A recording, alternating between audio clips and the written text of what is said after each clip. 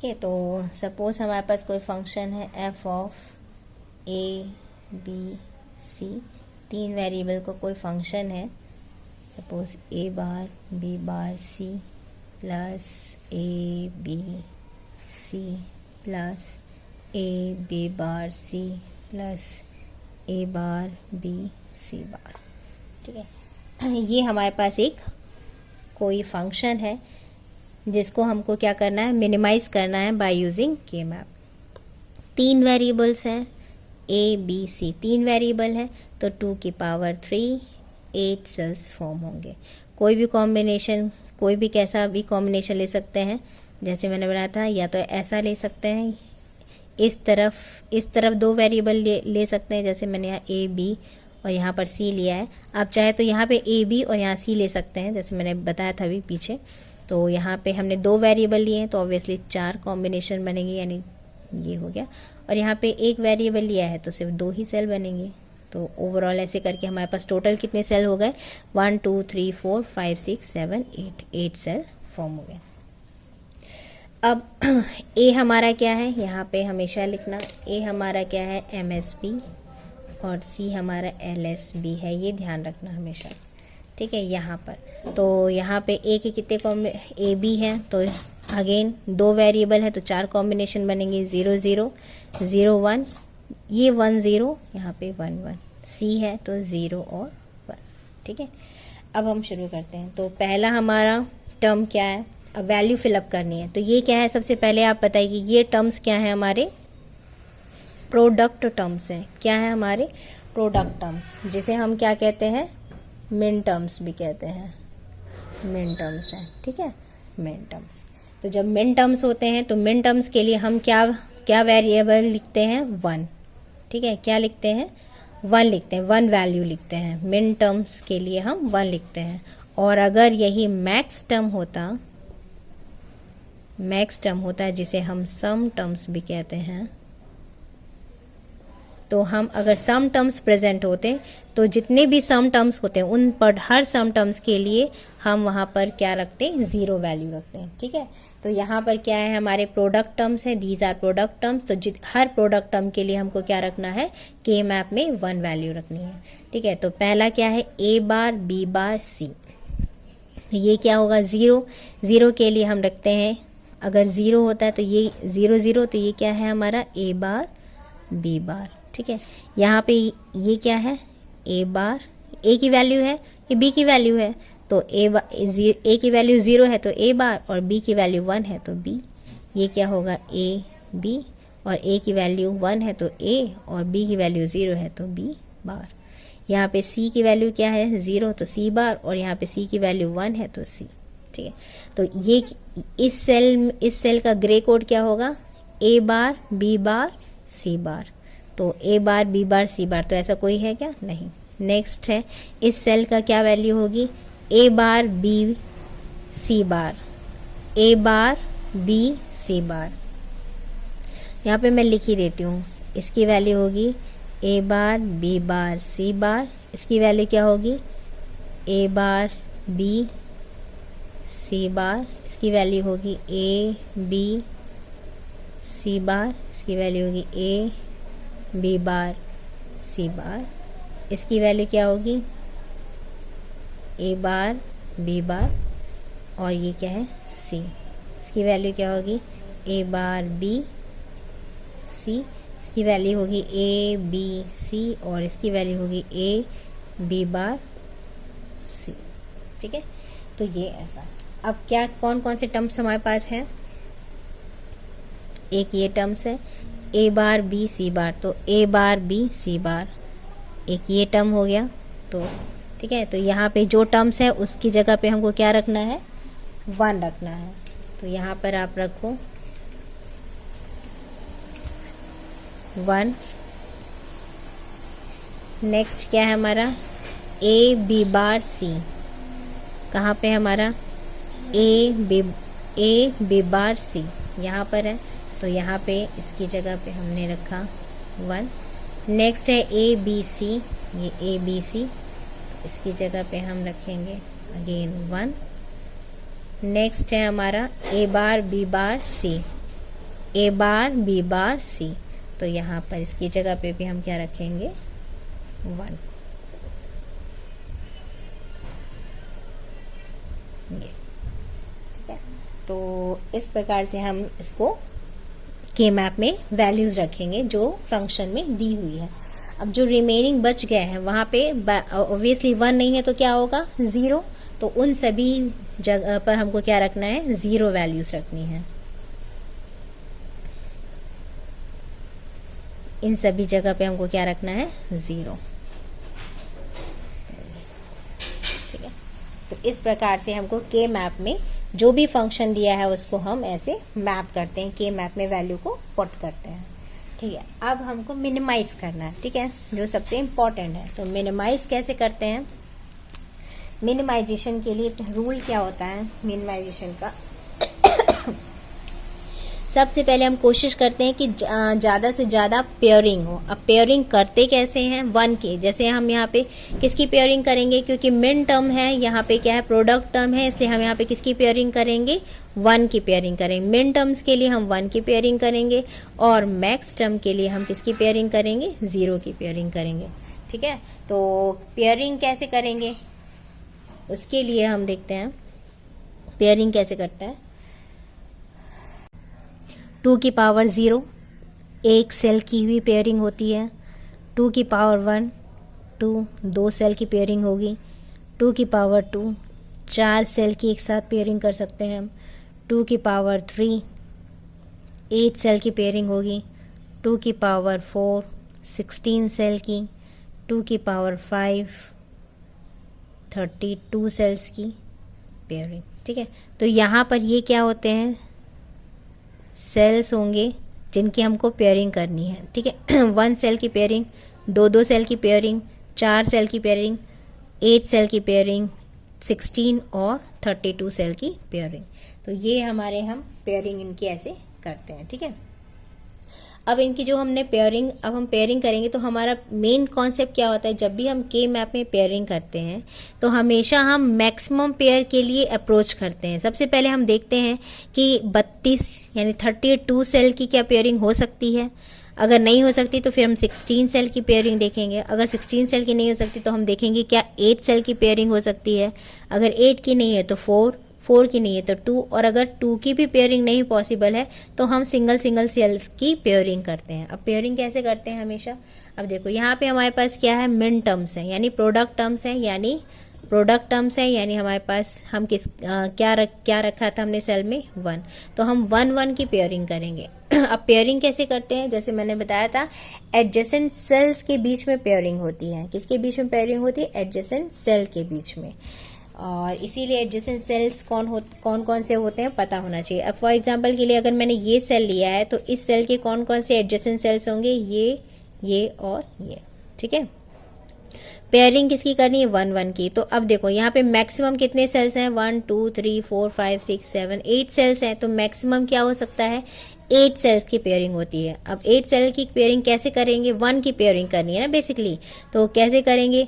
अगर मान लो 8 सेल की पेयरिंग कब पॉसिबल होती? यदि सारे सेल्स में यदि 8 सेल में क्या होता हमारे पास 1 होता तो हमारे क्या होता है 8 सेल की पेयरिंग हो जाती। ठीक है। तो यहाँ पे क्या होता है 8 सेल की पेयरिंग। ठीक है। अब यहाँ पे अगर इन केस हमारे पास कोई ऐसा के मैप होता 1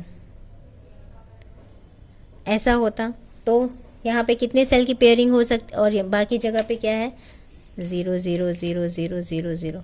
तो यहाँ पे कैसे कितने सेल की पेयरिंग हो सकती है? सिर्फ 2 ही सेल की, ये 1 और पेयरिंग कैसे कर रहे हैं? एडजेसेंट सेल के बीच में। ठीक है। तो ये यहाँ पे कितने सेल की पेयरिंग हो पा रही है? सिर्फ 2 सेल की, क्योंकि 8 की हो नहीं सकती है, 4 की नहीं हो सकती है, तो कितने की हो सकती है? सिर्फ 2 की, है ना। तो हमेशा पहले हम मैक्सिमम देखते हैं और फिर उसके बाद अगर मैक्सिमम पॉसिबल नहीं है तो फिर सेकेंड मैक्सिमम, यानी हमेशा हाई से लोअर सेल की पेयरिंग की ओर जाते हैं। फॉर एग्जाम्पल के लिए मेरे पास अगर 16 सेल का कोई एक के मैप होता,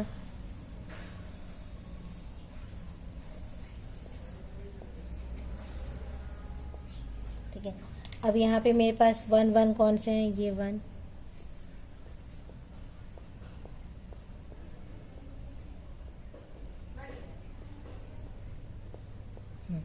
अब देखिए ध्यान से देखिएगा इसकी पेयरिंग कैसे करेंगे। तो सबसे पहले हम देखेंगे क्या कितने सेल की पेयरिंग हो सकती है। टोटल 16 है, सेल ही टोटल 16 है, तो हम 16 से ही शुरू कर सकते हैं। तो ये 16 सेल की पेयरिंग कब होती है, जब सारे सेल में 1 होता, तो हम एक साथ उसकी पेयरिंग कर देते हैं, जो कि है ही नहीं।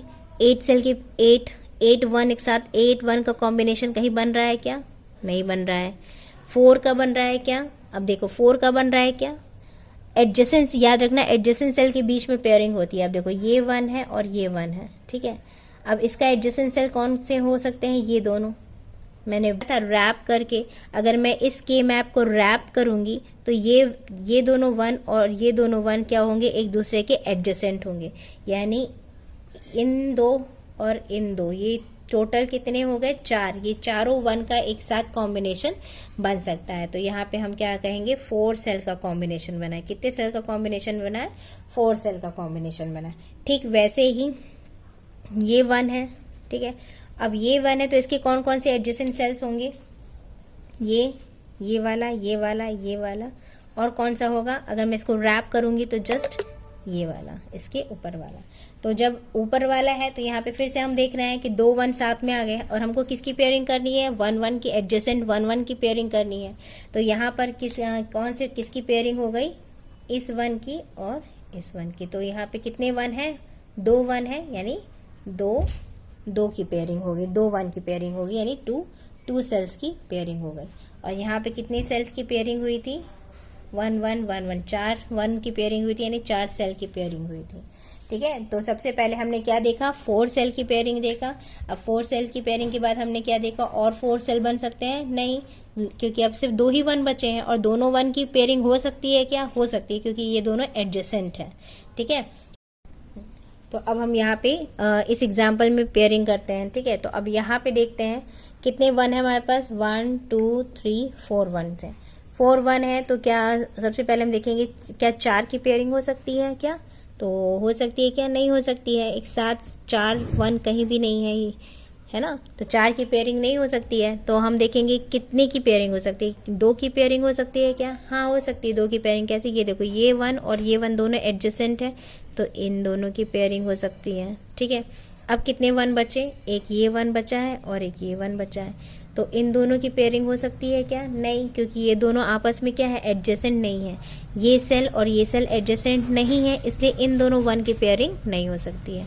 अब ये सिंगल 1 बचा है, तो इसकी पेयरिंग कैसे कर सकते हैं हम यहाँ पर, इस 1 की। अब देखो ये 1 है, इसका एडजेसेंट कौन कौन से सेल होंगे, एक ये सेल होगा, एक ये सेल होगा, और कौन सा सेल होगा, ये मैंने बताया था रैप करेंगे। जब हम इसको ऐसे रैप करेंगे तो ये 1 के जस्ट बगल में ये वाला 1 आएगा, ठीक है। तो ये इसका इसके इस 1 के एडजेसेंट में ये यहाँ पे 1 नहीं है, यहाँ पे 1 नहीं है, लेकिन यहाँ पे 1 है। तो यहाँ पर 2 1 है, एक 1 ये हो गया और एक 1 ये हो गया, तो इन दोनों की हमने क्या कर दी, पेयरिंग कर दी। याद रखना एडजेसेंट 1 की ही बस पेयरिंग हो सकती है, तो यहाँ पर हमने इन दोनों की भी पेयरिंग कर दी। और ये भी याद रखिएगा कि एक 1 जो जैसे ये 1 है, यहाँ पर ये वाला जो 1 है वो इसके साथ भी पेयर में है, इस 1 के साथ भी पेयर में है, और इस 1 के साथ भी पेयर में है। यानी एक जो 1 है वो एक से ज़्यादा ग्रुप में आ सकता है, एक से ज़्यादा ग्रुप में आ सकता है। इस वाले ग्रुप में भी प्रेजेंट है और वो इस वाले ग्रुप में भी प्रेजेंट है, ठीक है। तो यहाँ पर इस प्रकार से हम क्या करेंगे, इसकी पेयरिंग करेंगे। अब यहाँ पे हमने पेयर कर दिया, अब इसको लिखते कैसे हैं, अब ये भी इम्पोर्टेंट है, ठीक है। तो यहाँ पे इनकी पेयरिंग है। अब हाँ, एक लास्ट 1 बचा था ये। अब इसका एडजेसेंट सेल कौन कौन से हैं, एक ये एडजेसेंट है, ये एडजेसेंट है और ये एडजेसेंट है। कहीं पे भी 1 प्रेजेंट नहीं है, तो ये अकेला ही रह जाएगा। यानी सिर्फ इस 1 का जो इस 1 के लिए से जो ग्रुप बनेगा उसमें एक ही 1 रहेगा, यानी 1 सेल का ग्रुप बनेगा, जो लीस्ट होता है। जब कोई भी ग्रुप नहीं बन पाता तो वो अकेले रह जाता है, अपने आप में ही एक ग्रुप बनाता है। तो ये हो गया नेक्स्ट ग्रुप, ठीक है। तो अब हमारे पास कितने ग्रुप बने हैं, 3 ग्रुप्स बने हैं। तो सबसे पहले हम इसकी वैल्यू, इसके एक्सप्रेशन लिखते हैं। तो हमारा जो फंक्शन ABC होगा, जो मिनिमाइज्ड फंक्शन होगा। अब हम मिनिमाइज्ड फंक्शन लिख रहे हैं यहाँ पे, ठीक है। तो ये 1 पहले इस 1 के लिए लिखते हैं। तो इस 1 के लिए एक ही वन है, तो हमेशा इसकी लिखते कैसे हैं, पहले MSB देखेंगे। MSB क्या है हमारा AB, तो इसका MSB क्या है ये, मतलब इसके लिए A बार B, और फिर यहाँ देखेंगे, एक बार ऊपर देखते हैं और एक बार साइड में। तो ऊपर देखा तो हमने क्या आएगा A bar B, and next इधर क्या है C। नेक्स्ट है नेक्स्ट ग्रुप हमारा कौन सा है, ये वाला ग्रुप, ठीक है, ये पर्पल से इंडिकेट किया मैंने इसको। तो इस ग्रुप में, ठीक है, तो कितने वन है हमारे पास, 2 वन है। तो 2 वन है, तो इन दोनों वन को हम सबसे पहले क्या करते हैं, ऊपर की ओर देखेंगे, ठीक है। तो यहाँ पे हमने ये इसको ऊपर की ओर देखा, तो यहाँ पे क्या है, AB की वैल्यू क्या है 0 0, AB की वैल्यू क्या है यहाँ पे 0 0, और यहाँ पे 1 0। तो A की वैल्यू क्या है 0 और यहाँ पे 1, तो ये क्या हो गया, अलग डिफरेंट है इसलिए कैंसिल। B की वैल्यू क्या है 0 और यहाँ पे भी 0, सेम है। तो B की वैल्यू 0 है, तो हम यहाँ पे क्या लिखेंगे B बार, ठीक है। नेक्स्ट, अब इन दोनों वन जो है, यानी ये ग्रुप के दोनों वन किस तरफ हैं, एक ही रो में है, और वो C के किस वैल्यू को इंडिकेट कर रहे हैं, 1 को। तो यहाँ पे 1 को इंडिकेट कर रहे हैं, तो C की 1 की वैल्यू है तो C आ गया। अगर 0 होता तो C बार आता, ठीक है। तो ये टर्म हो गया B बार C। नेक्स्ट कौन सा ग्रुप है हमारे पास, ये वाला, इसमें दोनों वन हैं, ये 1 और ये 1। तो ये दोनों 1 को फिर से हम ऊपर की ओर देखें, इस 1 के लिए AB की वैल्यू क्या है 1 1, और इस 1 के लिए AB की वैल्यू है 1 0। तो A की वैल्यू क्या है यहाँ पे 1, और यहाँ पे भी A की वैल्यू क्या है 1, सेम है। तो यहाँ पे हमने लिख दिया A, क्योंकि A की वैल्यू 1 है तो हम इसे A से रिप्रेजेंट करते हैं। B की वैल्यू क्या है यहाँ पे 1 और यहाँ पे 0, तो दोनों वैल्यू डिफरेंट है इसलिए कैंसिल, B कैंसिल हो गया। अब ये दोनों 1 C में कहाँ आ रहे हैं, दोनों के दोनों 1 के लिए C की वैल्यू क्या है 1, इस 1 के लिए भी C की वैल्यू 1 है, और इस 1 के लिए भी C की वैल्यू क्या है 1, तो इनटू C की वैल्यू 1 है तो C आ गया। तो दिस इज AC। तो ये जो फंक्शन हुआ, this is the minimised function. तो ये हमारा मेन फंक्शन था जिसको के मैप के थ्रू हमने क्या किया है, मिनिमाइज किया है। तो होप आपको ये चीज़ समझ में आई होगी। अभी हम और एग्जाम्पल के थ्रू इसको और अच्छे से समझेंगे कि कैसे हम के मैप को फॉर्म करते हैं और उसके थ्रू कैसे हम मिनिमाइज करते हैं किसी भी बूलियन फंक्शन को, ठीक है। तो एक और एग्जाम्पल लेते हैं हम कि सपोज हमारे पास 3 वेरिएबल का कोई फंक्शन है f of a b c, ठीक है। फिर से हमने एग्जाम्पल के थ्रू लिया है। इस फंक्शन को हमको क्या करना है, मिनिमाइज करना है बाय यूजिंग के मैप। तो फिर से हमारे पास 3 वेरिएबल है, यानी 2 की पावर 3 कितने सेल्स बनेंगे, 8 सेल्स बनेंगे। तो फिर से मैं 8 सेल बना देती हूँ, ठीक है। यहाँ पे ले लेते हैं, ऐसा कोई भी कैसे भी 8 सेल बना सकते हैं आप, ठीक है। यहाँ पे मैंने मोस्ट सिग्निफिकेंट बिट लिख दिया A, और यहाँ पे B और C। A है तो A की वेरिएबल यहाँ लिखा है इसलिए 2 कॉम्बिनेशन बनेंगे 0 और 1। यहाँ पे 2 वेरिएबल हैं इसलिए 4 कॉम्बिनेशन बनेंगे 0 0 0 1। यहाँ पे लिखेंगे 1 0 और ये होगा 1 1, ठीक है। अब आप यहाँ पर क्या करिए,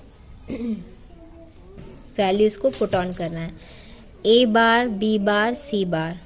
तो A बार ये हो गया हमारा A बार, और ये है A, ये दोनों क्या कहलाएंगे B बार C बार, ये B बार C, ये B C, और ये हो जाएगा B C बार, क्योंकि B की वैल्यू 1 है और C की वैल्यू 0 है इसलिए B C बार, ठीक है। तो अब यहाँ पे इस सेल की वैल्यू क्या होगी, A bar B bar C bar. A बार क्या होगी, A bar B bar C बार, यानी दिस। तो जो ये वाला मिनटर्म है तो यहाँ पे मैंने 1 लिखा। नेक्स्ट मिनटर्म क्या है, A bar B C bar. A bar, next क्या है हमारा, A bar B C bar.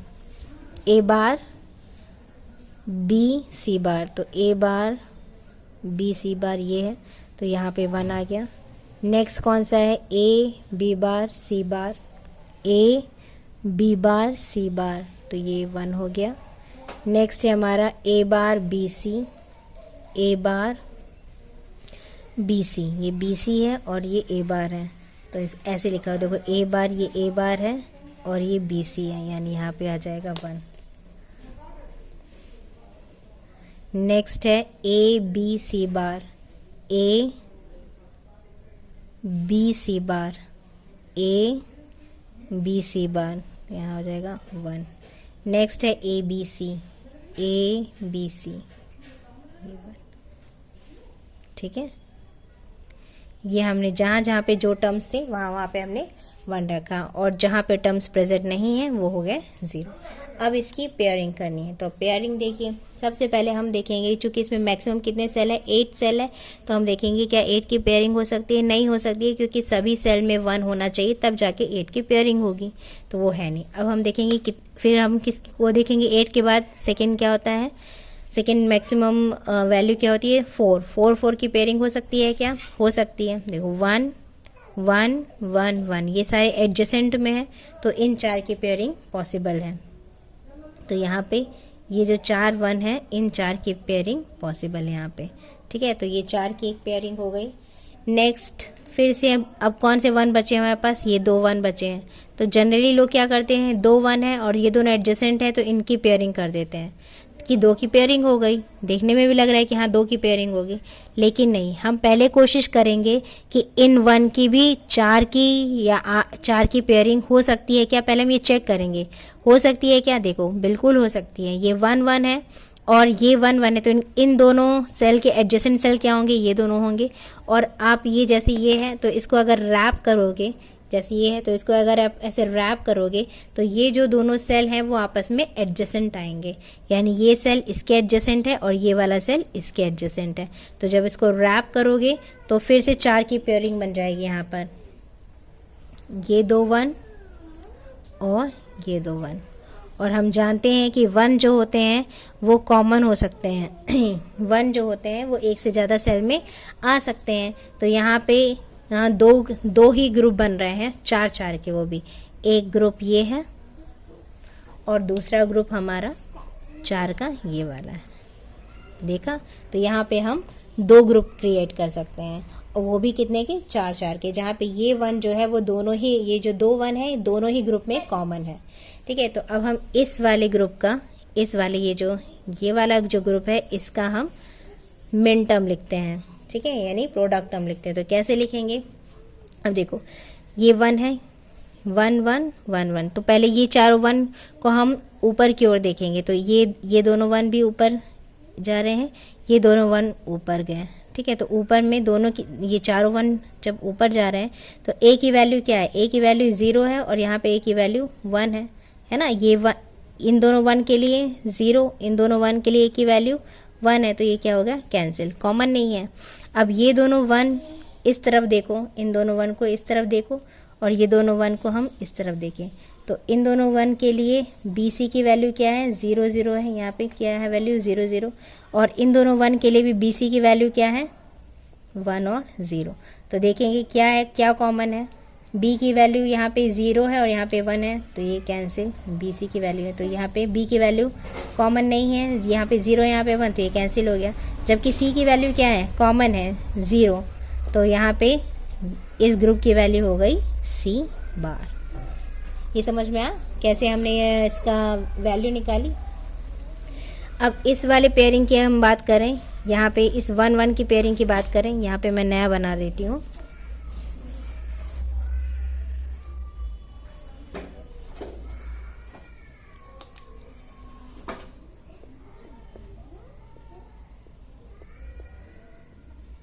Zero 0 0 1 1 0 1 1 0 और 1, ठीक है। अब ये इस वाले 1 को देखें, तो यहाँ पे भी कितने 1 है, 4 1 है, तो ये चारों 1 को पहले इस तरफ देखो, राइट साइड में, ठीक है। BC की वैल्यू देखिए, तो BC की वैल्यू क्या है, यहाँ पे BC की वैल्यू क्या है, यहाँ पे 1 1 है और यहाँ पे क्या है 1 0, तो B की वैल्यू यहाँ पे क्या हुई, B की वैल्यू 1 और 1 है, तो कॉमन है, यानी B आ जाएगा, तो B की वैल्यू 1 है, तो ये हो गया B। C की वैल्यू यहाँ पे क्या है, C की वैल्यू इसके लिए 1 है लेकिन इसके लिए 0 है, तो C क्या हो गया, कैंसिल। अब ये दोनों 1 को हम ऊपर की ओर देखें, ये चारों 1 के लिए, तो 2 1 के लिए ए की वैल्यू 0 है और 2 1 के लिए ए की वैल्यू क्या है 1, तो इसलिए दोनों डिफरेंट है, इसलिए ए भी कैंसिल हो गया। तो इस ग्रुप, ये जो 4 के ग्रुप है, इस ग्रुप का मिन टर्म क्या बना यहाँ पर, सिर्फ बी। मिनिमाइज्ड फंक्शन क्या हुआ हमारा, F of A B C की वैल्यू क्या होगी, सी बार प्लस बी।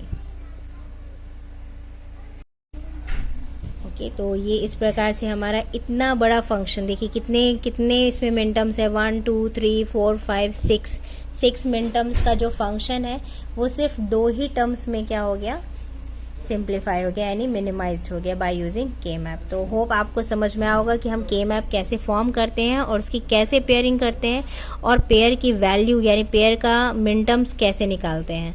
ठीक है, तो और एग्जांपल्स हम देखेंगे हमारे नेक्स्ट लेक्चर में।